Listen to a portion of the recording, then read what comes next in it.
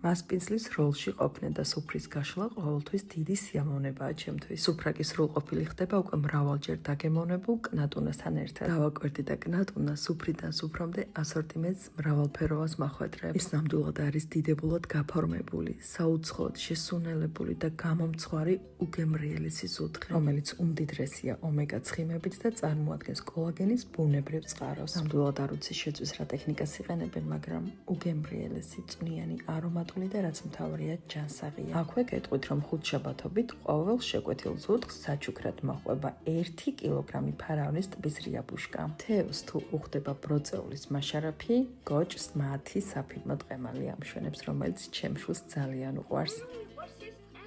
აი კნატუნას ნამდვილად კნატუნა გოჭის შეფასება კი თქვენთვის მომედვია. ეგრევე ჩავამიგე და დავუყურებ.